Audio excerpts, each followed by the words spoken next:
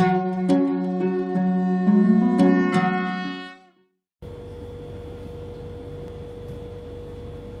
दोस्तों, स्वागत है आप सभी का। और हम चर्चा कर रहे हैं मूल त्रिकोण राशि। कोई भी ग्रह अगर अपनी मूल त्रिकोण राशि से विभिन्न भावों में बैठा है तो उसके रिजल्ट्स क्या होंगे। जैसे कि मैंने पिछले एपिसोड के अंदर जो है कि हमने बताया कि छठे और आठवें भाव में अगर अपनी मूल त्रिकोण राशि से ग्रह बैठे हों तो उनके रिजल्ट्स क्या होंगे। उसी को आगे बढ़ाते हुए हम चर्चा करेंगे कि अगर कोई ग्रह अपनी मूल त्रिकोण राशि से 12वें या दूसरे भाव के अंदर बैठा हो तो उसके रिजल्ट्स क्या होंगे। जैसे आप सभी लोग जानते हैं कि शास्त्रों के अंदर लिखा हुआ है तकरीबन सभी में कि अगर कोई ग्रह अपनी मतलब किसी भी ग्रह अपने जो राशि से अगर दूसरे बैठा हो, कोई भी ग्रह, तो वो अपने भावों के फलों को बढ़ाता है। और अगर वो 12वें बैठा हो तो अपने भाव के जो फल होते हैं उनकी वो हानि करता है। इस प्रकार से बताया गया है। तो इसी चर्चा को आगे बढ़ाते हैं।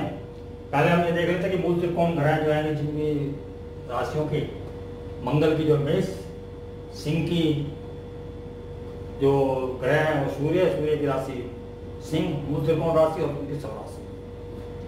मरकरी की जो है कि कन्या बुध की, और तुला शुक्र की, धनु देवगुरु बृहस्पति की, और शनि की कुंभ राशि हमारी मूल त्रिकोण राशि। तो अगर वो ग्रह जो है कि उससे अगर दूसरे और 12वें बैठे हों तो उसके रिजल्ट्स क्या होंगे, तो उस पर चर्चा करते हैं। मंगल अगर अपने से 12वें बैठे, मंगल अपने से 12वें बैठे हैं तो वो किस चीज की हानि करेंगे। मंगल जो है कि हमारे लगन लॉर्ड माने गए उन्हें कालपुरुष कुंडली की, तो वो हानि किस चीज की करेंगे। वो हमारे शरीर की, यानी कि हमारे को बीमारियां दे सकते हैं, या हमारे जो जल तत्व राशि में जाएंगे, अग्नि तत्व के हैं, तो वहां पर जो है कि वो उनका एनर्जी लेवल डाउन हो सकता है। लेकिन जो कि मंगल है, मंगल की जो मूल जो का तत्व है वो एनर्जी और जो है कि लड़ाइयाँ। तो ऐसा मंगल जो कि अगर 12वें घर के अंदर गया है, मीन राशि के अंदर गया है, अपनी मूल त्रिकोण राशि से 12वें जाएगा तो मीन राशि के अंदर जाएगा। मीन राशि है जो हमारे बैड प्लेजर्स की है, हमारी निद्रा की है, और हमारे जो एक्सपेंसेस हैं, लॉसेस हैं, उनकी है। तो अगर उनके अंदर मंगल जाके बैठता है अपने 12वें घर के अंदर तो वो किस लगन लॉर्ड है, 12वें जाके बैठा है तो एक तो शरीर की हानि करेगा, नो डाउट। वहां से वो जो है कि अपने चौथी दृष्टि से जो है कि चौथे घर को देखे, वो थर्ड हाउस को देखेगा चौथी दृष्टि से। थर्ड हाउस जो है हमारे पराक्रम का है, वहां पर बुध की राशि पड़ती है। बुध उनके शत्रु ग्रह हैं मंगल के, तो वहां पर वो उनके जो है कि पराक्रम भाव को बिगाड़ेंगे, बहन भाइयों के स्वास्थ्य को, या बहन भाई ना हो अगर और ज्यादा प्रभाव है उस पर, इस प्रकार के फल। पराक्रम में कमी, अगर वहां से 7वीं दृष्टि से हमने छठे भाव को देखेंगे हमारे जन्म तिथि के, वहां पर जो है कि कन्या राशि होती है जो बुध की ही दूसरी राशि है। वहां पर जो है कि वो अपने हमारे जो है कि डेली रूटीन वर्क्स को, तो उस घर को बिगाड़ेंगे, कंपटीशन के भाव को बिगाड़ेंगे या सर्विसेज के भाव को बिगाड़ेंगे। और फिर वो 8वीं दृष्टि से रिलेशनशिप, यानी कि हमारे 7th हाउस को देखेंगे। और रिलेशनशिप के ऊपर अगर पाप प्रभाव है, किसी भी घर पे अगर पाप प्रभाव है, वो खासकर मंगल और शनि का, तो वो हानि करते हैं।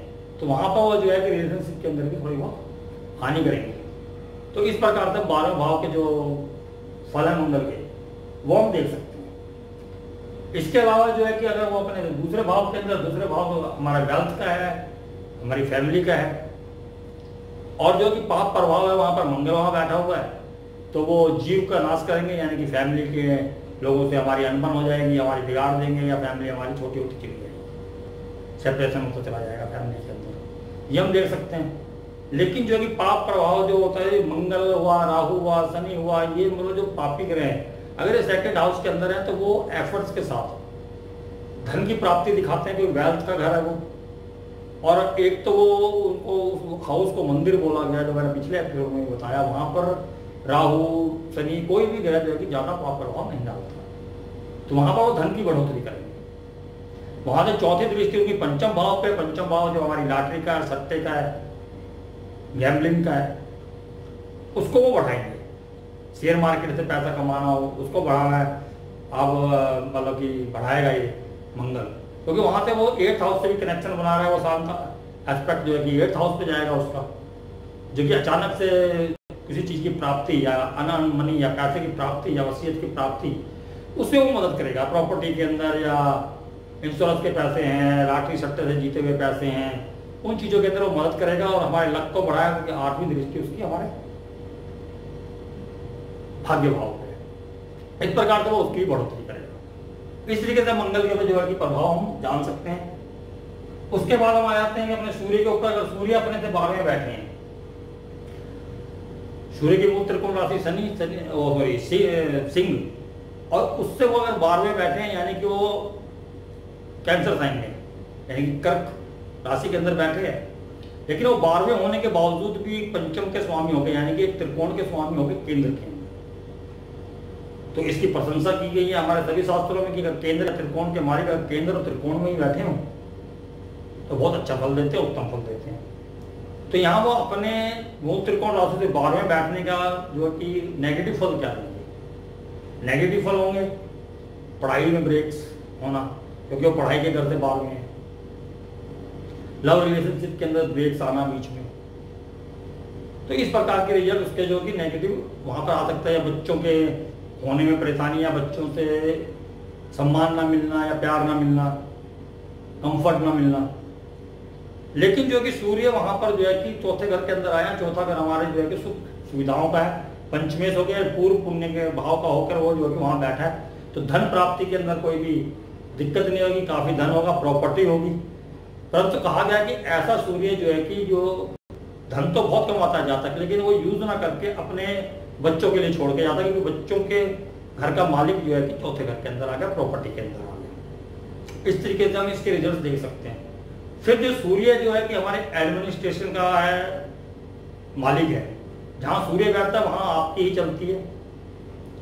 तो सूर्य जो है कि राजा है, और राजा आगे हैं हमारे 4th हाउस है, 4th हाउस हमारी मदर का है। तो ऐसे जातक के घर के अंदर जो कि मदर उनकी जो है उनकी काफी चलती है, ऐसा देखने में आया है। अब इसके बाद जो कि अगर सूर्य अपने से मूल त्रिकोण राशि सिंह से अगर दूसरे भाव में जाते हैं तो उसकी बढ़ोतरी करनी चाहिए, परंतु वो हमारी जो जन्म पत्री है उसके अंदर जो है कि उल्टा हो गया कि वो जो है कि डिस्प्यूट का भाव है, हमारे जो है कि सडरिपुष का भाव है, और वहां पर जो है कि सूर्य डिसिप्लिन चाहता है। ऐसा सूर्य जो है कि बहुत एग्रेसिव रहता है, हर रोज लड़ाई झगड़ों के अंदर इन्वॉल्व रहता है। छठे भाव के अंदर सूर्य बोला गया उसके जो है कि जब तक वो किसी से लड़ ना ले उसको सुख की नींद नहीं आती है रात को, जब तक वो जो कि डेली किसी ना किसी से उलझ ना ले। ऐसा सूर्य को कोई डिसिप्लिन पसंद है, वहां पर जो है कि डिस्प्यूट है। और राजा है, राजा मेहनत करनी पड़ेगी तो गुस्सा आएगा उसे, तो मेहनत का घर है। वहां पर वो पंचम भाव की बढ़ोतरी उन्होंने बोला है, मतलब कि होनी चाहिए, तो वो समय के साथ होगी, क्योंकि वो उपचय भाव है हमारा, वो जो समय के साथ बढ़ोतरी करता है, ग्रोथ करता है, वो नो डाउट होगी। लेकिन जो है कि ऐसा सूर्य जो है कि आदमी को गुस्सेल बनाता है, बात बात में गुस्सा आना ये उनके स्वभाव में शामिल हो जाता है। इस तरीके से उसके जो भी नेगेटिव रिजल्ट हम छठे भाव के अंदर होने की वजह से देख सकते हैं।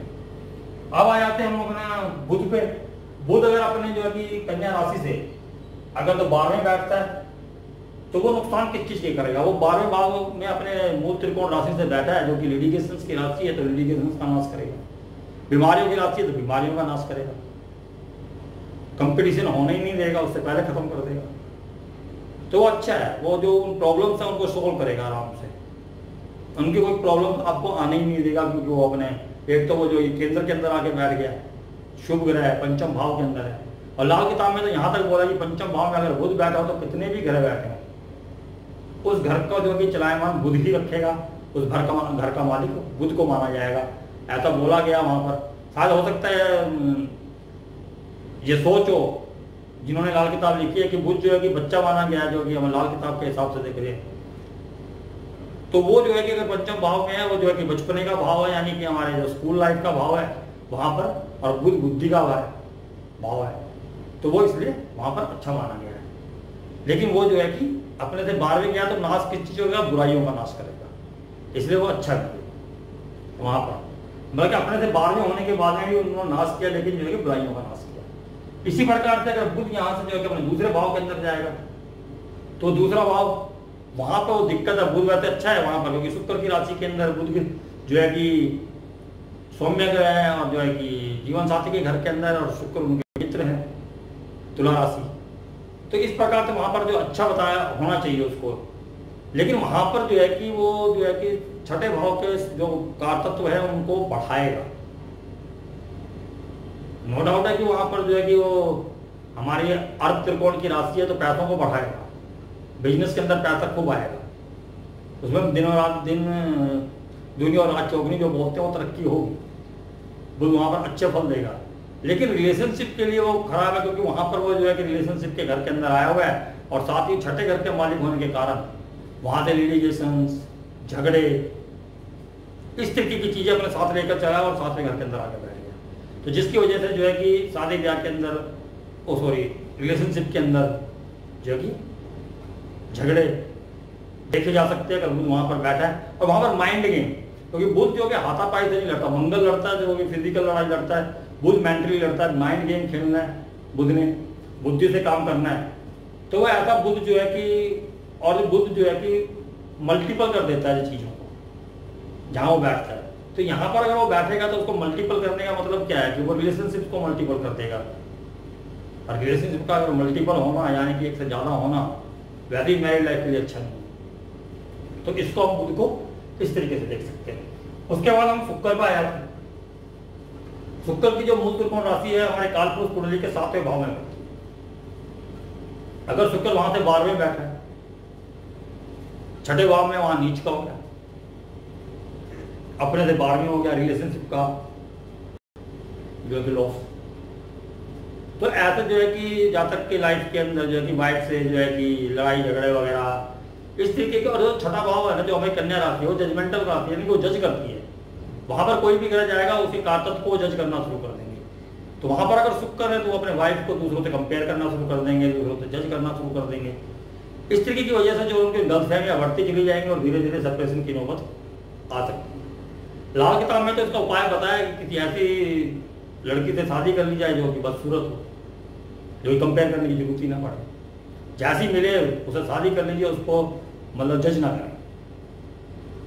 तो इस प्रकार से जो है कि शुक्र के रिजल्ट वहां पर खराब मिलते हैं।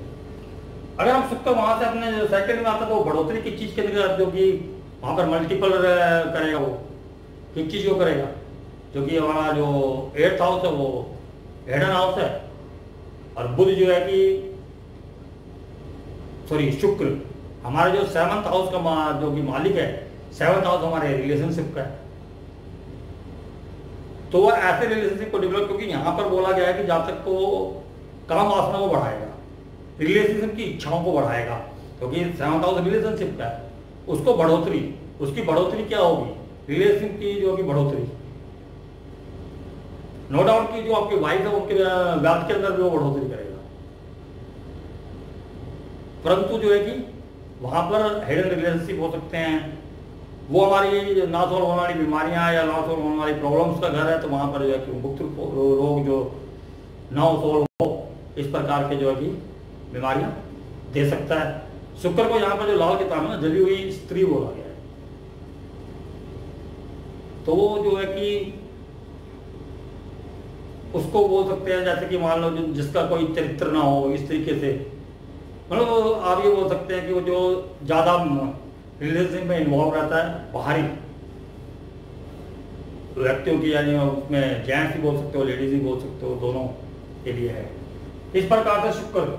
अब शुक्र के बाद हम गुरु जी को ले लेते हैं। गुरु जी है जो हमारे 9वें घर के अंदर उनकी धनु राशि जो कि मूल त्रिकोण राशि आती है, अगर वो वहां से 10वें घर के अंदर जाते हैं, वहां वो नीच के हो जाते हैं। और 10वें घर के अंदर मकर राशि आती है, तो आप सभी को मालूम है पैरणी कर्मा की राशि है, क्योंकि कर्म जो है वो शनिदेव के, और शनिदेव की राशि, और यहाँ पर जो पेंडिंग कर्मा देखे जाते हैं, तो वो जो राशि कोई भी जो ग्रह है वो जो अगर मकर राशि के अंदर आता है तो वो उसके पेंडिंग कर्मास है उस ग्रह के प्रति। और यहाँ गुरु जी आ गए तो गुरु जी के पेंडिंग कर्मास क्या है कि वो जो उसका ज्ञान है वो उसको बताए, उसका घमंड ना करे, क्योंकि नाड़ी के अंदर बोला गया कि अगर आपको अपना पास्ट लाइफ देखना है तो उससे एक घर पीछे जो है कि जुपिटर को रखें और अपने चार्ट को पढ़ें।